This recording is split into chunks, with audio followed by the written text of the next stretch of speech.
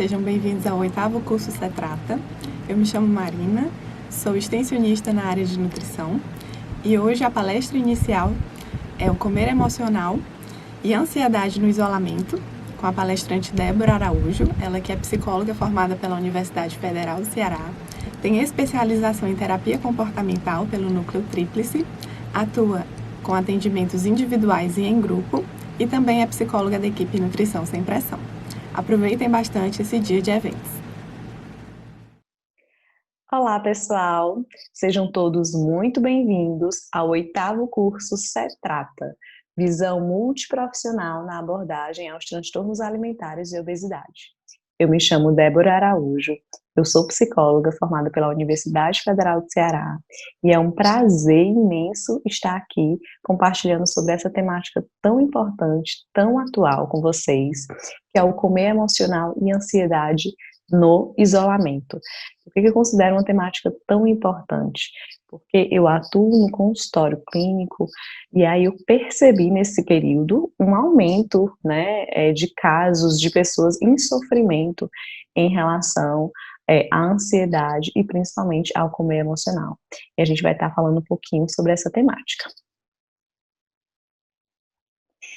Para iniciar, vou falar um pouquinho sobre os efeitos psicológicos no isolamento social. Nós vivemos um período de extremo estresse. Na verdade, estamos vivenciando, ainda que a pandemia ainda está ocorrendo, e aí nós vivenciamos, estamos vivenciando um período de bastante estresse, no sentido de que vários fatores estão ali agindo em função de ameaças à vida, ameaças à saúde, ameaças ao plano financeiro, social. São várias demandas, que mexem aí com as emoções de toda a população. Se a gente for falar a nível de geração atual, é a primeira geração, a geração atual está passando por isso pela primeira vez, Por quê? Porque a pandemia, esse contexto de quarentena, não foi vivenciado antes pela população atual. Por que eu estou enfatizando isso? Porque períodos de pandemia, períodos de quarentena já foram vivenciados em outros países. E, em função disso, existem algumas pesquisas, existem alguns dados que trazem aí os efeitos psicológicos do isolamento social. Ou seja, foi baseado em pesquisas, em levantamentos de outros países que passaram por diferentes tipos de doenças, de pandemias, e que precisaram fazer o isolamento, e foi possível retirar, alguns dados aí importantes que eu vou trazer aqui para vocês. Um dos principais pontos, que essas pesquisas mostram, esses levantamentos mostram, são sintomas de estresse pós-traumático. E o que é isso? Se a gente for falar do TEPT, do transtorno de estresse pós-traumático, é quando a pessoa vivencia, ou alguma pessoa próxima, vivencia uma situação muito estressora e que ameaça a vida daquela pessoa, e aí em seguida aquilo gera um nível de ansiedade, gera um nível de medo intenso, com pensamentos intrusivos em relação àquela experiência, e aí, consequentemente, gera aí um nível de evitação aos locais, um nível de sofrimento muito grande. Então, se a gente for considerar, a nível de pandemia, nós estamos vivenciando um grande estresse, e um grande trauma também, e aí após esse evento, pode ser que se configure, nesse estresse pós-traumático, e aí prejudicando a vida do indivíduo. Também a nível de emoção, o que foi percebido, um bastante nível de raiva, de confusão e sintomas depressivos. A raiva e a confusão vem muito dessa frustração, do querer fazer algo e não poder, da confusão, por exemplo, do que vai acontecer. E os sintomas depressivos vêm, no sentido de que, veja, nós passamos por situações de que nós perdemos atividades prazerosas. Um dos principais, claro que a gente sabe que a depressão ela é multideterminada, mas um dos principais fatores que levam alguém, a uma potencial depressão é justamente uma perda de reforçadores. Então, como nós não estávamos preparados para essa perda, para algumas pessoas impactaram de uma maneira mais significativa. E aí, em termos dos principais estressores, né, a gente não precisaria nem elencar, porque a gente sabe que são vários estressores envolvidos nesse período de pandemia, mas a nível, né, de pontuação. O tempo de duração da quarentena, então foi percebido que quanto maior o tempo de duração da quarentena, maior nível de sofrimento, de adoecimento, o medo de infecção, né, então a gente está passando por um momento que a gente sabe que a questão da transmissão, da contaminação é muito alto, né? Então esse medo está ali perpassando frequentemente a vida do indivíduo, isso pode ser um fator de estresse, a própria perda financeira, né? A gente sabe o quanto que vários estabelecimentos passaram por crise, né? Famílias que tinham gastos, que tinham empregos fixos, né, acabaram perdendo, e aí isso também pode ser um alto fator potencial de estresse e para adoecimento emocional, certo?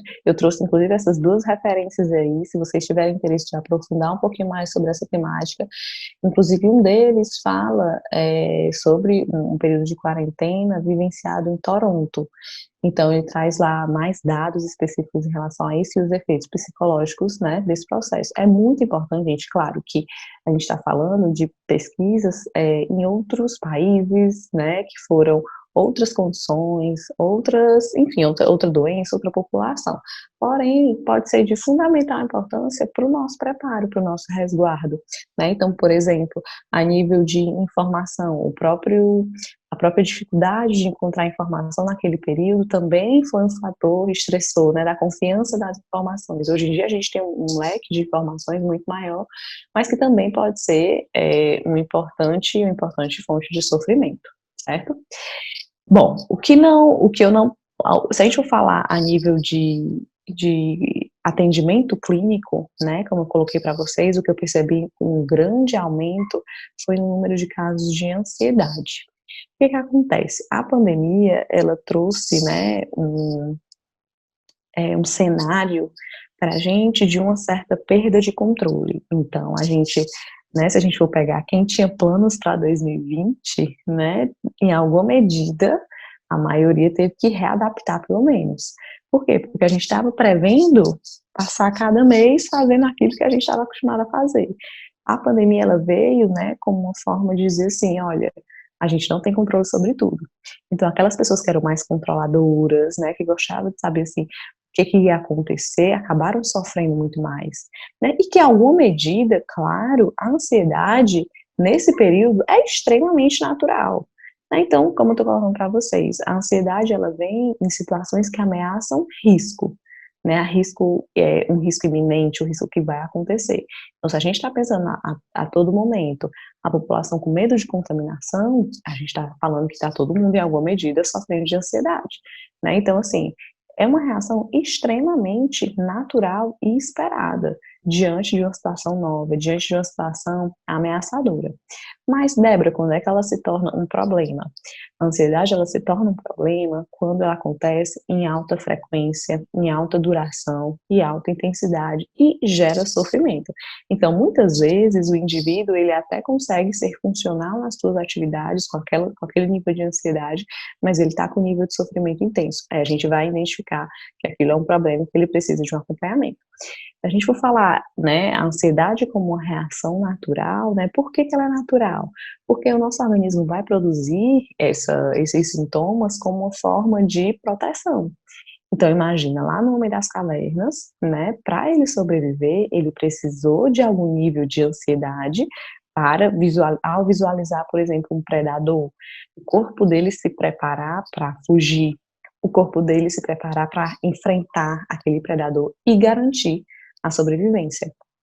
Claro que a gente não tem predadores hoje em dia, mas a gente tem pequenas situações que vão ali ameaçando, seja ameaçando a nossa autoimagem, né, seja ameaçando a sua sustentação ali da sua família. Na pandemia, no caso, estava ameaçando a sua saúde, a sua vida, né, porque a gente teve um número muito grande de mortes, então isso também é um fator extremamente estressor e que aí vem a ansiedade. Por isso que a gente está falando tanto de uma reação natural. Porém, o que foi percebido, né, e aí quando vem a necessidade de acompanhamento, seja psicológico, seja psiquiátrico, quando há todos os dias esse sentimento, quando perpassa, né, uma frequência muito grande, crises de ansiedade, todos aqueles sintomas envolvidos. A gente sabe que a ansiedade também não é só os sintomas físicos, né? Existem os componentes de pensamento cognitivo, então, muitas pessoas passaram a ficar com o pensamento mais acelerado, com o pensamento mais negativo em relação ao desfecho de todo esse cenário. E aí tem também o nível, né, de comportamento da ansiedade, o aspecto comportamental da ansiedade. Então, envolve uma certa evitação, uma certa paralisação. Então, muitas pessoas ficaram trabalhando em home office, né, mas não se sentiram tão motivadas assim para fazer, para estar cumprindo aquele papel, né? A insônia também perpassou muitas pessoas, então esse também são componentes importantes que a gente precisa ficar atento.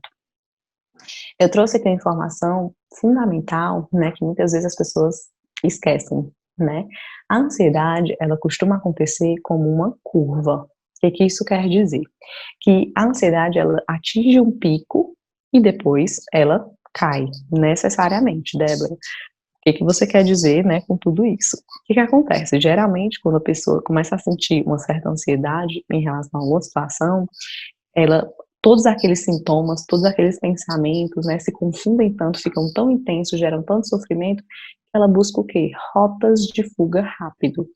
Só que quando ela faz essa rota de fuga rápido, ela em curto prazo, ela sente um alívio, que é, ufa, me livrei daquilo, né? Mas de longo prazo, vem a problemática, por quê? Porque ela não aprende habilidades para estar lidando com aquela situação.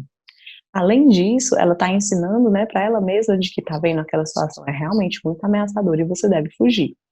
Quando a gente sabe que a ansiedade ela atinge um pico e ela necessariamente cai se você permanecer no ambiente, né, que essa é a dica de ouro, permanecendo no ambiente, a ansiedade atinge o pico e depois desce. Quando você entende que isso acontece, em alguma medida você consegue esperar um pouco mais, ela atingir o pico e ela descer. Geralmente as pessoas acabam achando que aquela emoção, aquele sintoma vai tomar conta dela e ela não vai conseguir controlar, ela não vai conseguir, né, passar por aquilo. Então a gente pensa que vai passar muito mal, vai perder o controle, porém a grande ressalva é essa, que ela atinge o pico e depois desce, né. Claro que existem as pessoas que o nível de sofrimento é muito tenso e precisa a questão da medicação e tudo mais, mas assim, de um princípio geral é esse, que talvez se muitas pessoas soubessem, acabariam que permaneceria, né, na situação do que fugir. E aí, sabendo disso, né, vem as estratégias que as pessoas costumam utilizar. Estratégias de curto prazo, fuga e esquiva. Então, imagina, tá acontecendo todos aqueles sintomas intensos, né, em você, e aí você vai lá e come alguma coisa prazerosa, exemplo, como chocolate. É muito comum esse comer, né, intenso e muitas vezes relacionado às emoções, ser canalizado, né, por exemplo, em chocolate, em algo doce, algo muito calórico, e vem muitas vezes em situações, né, de ansiedade. Pode ser, e isso acontece nessas fugas rápidas de curto prazo, não acontece apenas com a comida, tá? Então tem gente que utiliza de bebida, né, também para causar esse relaxamento. Um ponto também importante a nível de isolamento social, tem algumas pesquisas também que trazem esse dado, que em alguns países foi percebido, né, um aumento de casos de dependência química. Então imagina, pessoas mais tempo dentro de casa, privadas de reforçadores, né, então tiveram todas as atividades aí retiradas, a forma de atingir, de buscar um prazer rápido e um alívio imediato para todo aquele sofrimento pode ser por meio, né, do abuso de substâncias. Então também esse é um dado importante, que é uma fuga rápida, uma fuga ali, retira aquilo que está gerando sofrimento naquele momento. Porém, longo prazo se intensifica, gente, porque vai acontecer de novo. Lembra que eu falei que a ansiedade é uma reação natural? E como uma reação natural, próxima situação que você vivenciar, que ela que vier, né, algum nível de ameaça, que você está com medo do que vai acontecer, ela vai vir de novo. Então não tem para onde fugir, né? Então vale muito mais a pena investir em estratégias de longo prazo para que você consiga aceitar aquela emoção e tentar mudar a relação com ela. É muito comum as pessoas chegarem no consultório e dizerem, Débora, eu quero, assim, acabar com a minha ansiedade, né? Eu queria, assim, que nunca mais acordar e sentir ansiedade. Porém, uma das primeiras coisas que eu quebro é essa, olha, a gente vai tentar diminuir a intensidade, a gente vai tentar diminuir a frequência, esse nível de sofrimento, mas acabar não dá. Porque imagina, se você não sentir ansiedade, exemplo, nesse contexto de isolamento social, se a gente não sentir ansiedade, a gente não vai usar máscara, porque a ansiedade, ela deixa a gente mais atento do, opa, a máscara, opa, o álcool em gel. A gente vai tendo esses mecanismos, por quê? Porque a gente está ligado por conta da ansiedade. Eu costumo dizer que a ansiedade é como se fosse assim, um antivírus do computador, sabe? Então, ele está detectando ali uma ameaça, então vamos se cuidar, né? Então, deleta esse arquivo, né? Ou então vamos tentar buscar outra forma de ter acesso a esse programa, enfim. Mas o problema dele vem quando, imagina, todas as atividades que você faz no seu computador, o antivírus ameaça, mesmo que seja a mensagem de uma pessoa que você tem costume de entrar em contato, algum site que você sabe que é confiável, é quando está um pouco mais desregulado. E aí, por isso que a aceitação desse processo, né, de ansiedade como uma reação natural é um dos componentes para gerar mudança na relação com ela, certo? Débora, por que então comer emocional? Porque primeiro aspecto, né, que nós não somos imunes às emoções ao comer, porque muita gente já pensa assim, não, comer emocional é errado, a gente tem que comer para suprir as questões fisiológicas, gente, não é bem por aí, na verdade, se a gente for falar assim, a nível de aprendizagem, a nível de história de vida, né, a comida ela vai sendo relacionada a afetos em muitos contextos.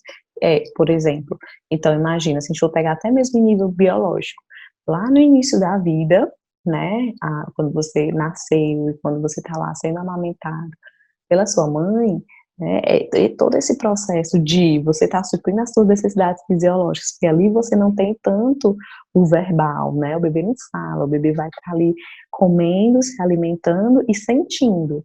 Então, imagina, quando o bebê está lá sendo amamentado pela mãe, aquele leite, né, já está sendo relacionado às emoções, porque naquele momento, geralmente, a mãe faz um carinho, faz um afago, né, tem todo aquele movimento de o bebê chorar, e ser suprido com a comida, porque ele não sabe expressar de outra forma, então é por aí que ele faz. Então, todo esse condicionamento de comida com afeto, comida com conforto, vai sendo criado ao longo da história de vida. E tem também uma questão biológica, né, assim, pelo próprio prazer gerado pela comida. Então, isso também deve ser levado em consideração. Se a gente for também falar a nível de cultura, né, então, você gosta de alguém, você geralmente, né, é estimulado que você presenteie com uma cesta de chocolate, por exemplo, né, uma cesta de café da manhã, enfim, a comida está muito relacionada a isso. Imagina um contexto, né, de, por exemplo, uma família que aos domingos, por exemplo, toda a família se reúne para estar almoçando, por exemplo. Então, a ideia é que toda aquela comida também vai sendo relacionada às relações sociais, né, às relações familiares e, consequentemente, às emoções. Então, todo aquele processo fica pareado, fica condicionado. Então, é muito comum os pacientes dizerem, né, ai, domingo eu já penso logo em comer, sei lá, um churrasco, porque é a cara da minha família. Então, pizza é a cara da minha família. Então, já vai sendo relacionado, de forma que a comida, sim, ela vai despertar emoções, né? A gente vai comer com essas emoções. Quando que haverá problema? Né? Haverá problema quando, né? Haverá problema quando também for em uma alta frequência, for em uma alta intensidade, e isso trazer muito mais prejuízos. E eu costumo dizer também que é quando o indivíduo quer comer para tapar aquele buraco. É como é que a pessoa quisesse comer para parar aquela emoção. Então, imagina que, vou dar aqui 2 exemplos, tá? Imagina que a pessoa está nessa situação de isolamento social, e aí a pessoa está lá comendo para tentar parar aquele sentimento, aquela ansiedade. né? E aí ela tá querendo alterar aquela emoção.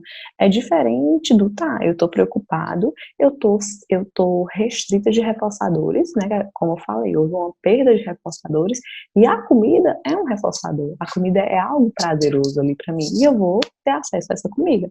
Percebe como é diferente? Então, eu vou até fazer o mesmo comportamento, mas não vai ter o mesmo lugar na vida do indivíduo. Vou dar outro exemplo fora isolamento para vocês terem uma noção.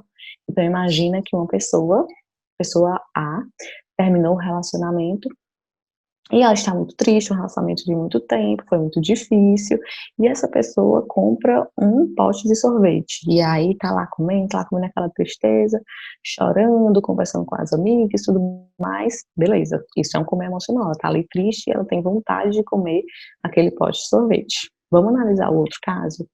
O outro caso é uma situação que a pessoa tá todos os dias, chega do trabalho cansada, e todos os dias ela tem aquele desejo pelo doce, né? Ela tem desejo por algum alimento específico, um brigadeiro, uma barra de chocolate, enfim. Olha qual é a diferença, também é um comer emocional nesse segundo caso, né? Olha qual que é a diferença. No primeiro foi uma situação específica, né? Foi um término de namoro. E que tá tudo bem a pessoa ali tá vivenciando aquilo e a comida fazer parte como um consolo, como algo para ela se sentir bem. Já o outro percebe que é todos os dias ela está insatisfeita com o trabalho. Todos os dias ela chega em casa depois do trabalho e quer lá comer um doce. E aí a gente tem um problema, porque a gente tem ali, ela tá tapando um buraco. Ela não tá feliz com alguma coisa que não vai ser, que não é momentânea. É algo que parece perpetuar mais no dia a dia. Percebe essa diferença? Da mesma forma, no isolamento social. Então, imagina, a perda de reforçadores foi muito grande. E muita gente buscou esse refúgio na comida. Porém, quando você pensa que isso é errado, quando você começa a se questionar também em relação ao corpo, à aparência, do quanto está mudando, do quanto está engordando, e gera culpa, isso pode intensificar ainda mais o processo, se tornar o aversivo e trazer prejuízos para a pessoa, certo? Então, a comida, né, ela vai sendo relacionada diversas emoções, né? Então, ela vai ser relacionada a conforto. Então, muitas vezes, né, a pessoa que come algo, né, emocionalmente falando com as emoções envolvidas, ele pode estar buscando um conforto, ela pode estar buscando um prazer, né? Então, como eu coloquei, nós todos privados, né, de reforçadores nesse período, a comida era um potencial.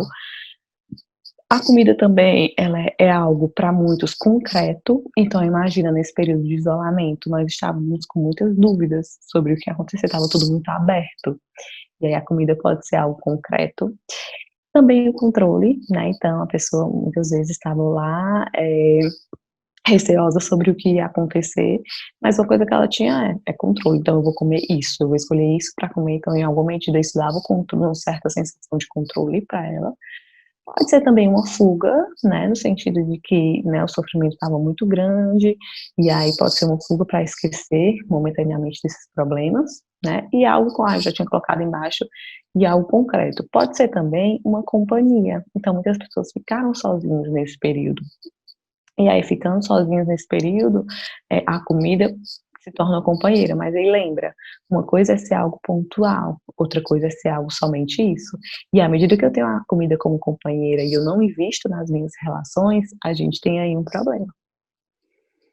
Débora, e como é que a gente então lida com as emoções sem utilizar a comida? Antes da gente ir para essa parte, é, a gente vai a gente vai falar, né, um pouquinho sobre as características de um comer emocional, certo? Quais são as características de um comer emocional?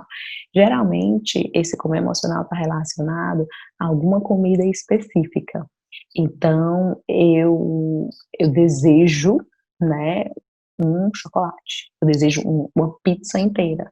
Ali está algo específico. Agora, imagina, né, uma fome fisiológica, né, quando você chega em casa depois do trabalho, quando não envolve comer emocional, você chega em casa do trabalho, por exemplo, e você come, sabe aquela expressão, eu como até as panelas, porque aquela fome ali, tanto faz, né, não importa, o que tiver para comer, eu estou suprindo as questões fisiológicas, das minhas necessidades. É diferente do comer emocional, que geralmente busca alguma comida específica, muitas vezes até nem se sabe qual que é essa comida específica, né? Mas sente-se esse desejo.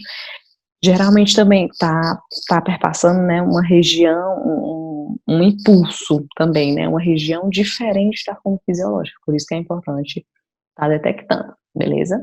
Então, Débora, como é que a gente lida com as emoções sem utilizar a comida? Vamos lá, em termos de pandemia, em termos de isolamento, nós estamos todos no mesmo barco, né? Claro que existem pessoas que têm mais condições e que a pandemia afetou menos, né? E tiveram pessoas que realmente tiveram a vida bastante alterada por conta de todo esse processo. Então, o principal ponto para a gente falar de como utilizar, né, como lidar com as emoções, com toda essa ansiedade desse período, sem utilizar a comida, primeiro é com muito autoconhecimento, né? Autoconhecimento no sentido de você entender onde é que vem cada emoção. Então, vamos lá. Eu já sofria com ansiedade antes, né? Uma pergunta para você. Você pode fazer para você mesmo, você pode fazer para o paciente que você vai estar atendendo. O que que essa relação, o que que essa emoção fala sobre mim? Qual é a relação dela com a minha história de vida? Envolve também, né, uma forma de lidar saudável com as emoções, sem utilizar comida, a aceitação das emoções. Gente, o período de isolamento é um período que mexeu com as emoções de todo mundo, né? Vocês viram lá na pesquisa lá atrás, gerou raiva, gerou confusão, gerou sintomas depressivos. Então, assim, bastante comum disso acontecer. Então, o movimento de aceitar essas emoções é fundamental para que você consiga lidar com elas de uma maneira mais saudável. Muitas vezes essa fuga, né, para a comida vem nesse sentido, de você não aceitar, de você achar que você pode fugir, que você é mais fraco, né, por estar lidando com aquela emoção de uma forma, né, mais diferente, de uma forma mais sofrida, mas não, estamos todos no mesmo barco. E aí, estar com o sentimento ao invés de fugir dele. Então, não tem problema nenhum você sentir, quando você identifica no teu corpo, né, onde é que essa emoção acontece, isso também facilita muito a prevenção do como emocional. Né? Então, quando eu tô triste, eu costumo ter um embrulho no estômago, minha barriga, né, parece que tá vazia. Se eu sinto ansiedade, meu coração bate mais forte, né? Ou então, justamente, vem mais uma vez essa fisgada no estômago. Então, quando você identifica no seu corpo como é que essas emoções acontecem, isso também previne o como é emocional, que a gente vai estar falando, né, de como é emocional mais disfuncional, que é quando está trazendo prejuízos para a tua vida, né? Do que também ajuda compartilhar com alguém de confiança sobre o sofrimento que você está fazendo, você está vivenciando, né? Então, eu gosto muito também da temática de autocompaixão, né? Se você já viu, se você não viu, joga lá no Google autocompaixão, coloca o nome da autora Kristin Neff, que ela tem várias pesquisas na área. Então, quando a gente fala de autocompaixão, a gente fala de uma humanidade compartilhada. Estamos todos nesse barco, né? Estamos todos receosos sobre o que vai acontecer, sobre o futuro. Então, quando você entende que é uma emoção compartilhada ali, que está todo mundo no mesmo barco, você tende a lidar melhor com as emoções. Regulação emocional, né? O que acontece? Muitas pessoas acham que existe apenas uma técnica para estar lidando com as emoções. Regulação emocional não se trata de uma técnica, na verdade, vai ser um conjunto de habilidades que é importante você desenvolver para que, em determinadas situações, com as diferentes emoções, você possa recorrer a essas estratégias. Certo? Então, por exemplo, eu posso sentir ansiedade durante um trabalho, então eu vou ter um tipo de estratégia, né? E aí eu posso ter ansiedade nos estudos ou nas minhas relações familiares, e aí outras estratégias vão ser desenvolvidas. Por isso que é tão importante, gente, o acompanhamento profissional, né? Então, diversas instituições, diversos profissionais, inclusive, ofereceram e continuam oferecendo um atendimento gratuito nesse período de pandemia, porque, sim, é fundamental, né? Foi algo que trouxe um impacto muito grande na saúde mental da população.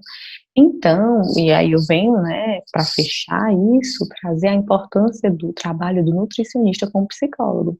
O que que acontece? Essas demandas emocionais muitas vezes chegam para o psicólogo, mas muitas vezes tem essa relação específica com a comida, e que é muito importante ter esse acompanhamento com o nutricionista, e que o nutricionista, claro, tenha, né, essas habilidades de lidar com esse comer emocional, né, no sentido de que consigam fazer estratégias de, por exemplo, eh, como é que você pode lidar quando você tiver nessa fome emocional? O que que você pode fazer?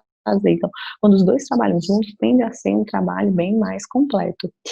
Atualmente eu faço parte da equipe do Nutrição Sem Pressão, e a gente realiza atendimentos em conjuntos, né, eu com a Mariana, com a Wilane, a gente faz, atendimentos em conjunto com o objetivo justamente de trazer, né, um olhar mais amplo, um olhar mais, que você consiga pegar, né, de a variáveis mais importantes e conseguir fazer intervenções mais efetivas. Então, eu realmente recomendo bastante essa parceria, né, em função da melhora do paciente, certo?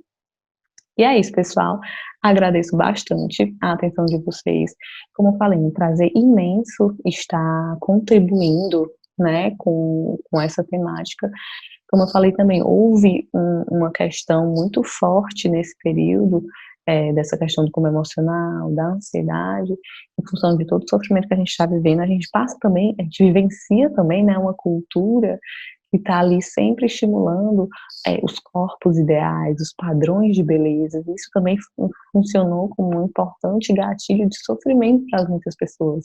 Então imagina, além da privação de reforçadores, né, ou seja, a gente estava tendo acesso a menos reforçadores de uma maneira geral, bem como, né, a questão de você estar saindo menos de casa, e aí, consequentemente, você gastando menos energia, né? Então, nesse sentido, é natural que, em alguma medida, o corpo tivesse mudado.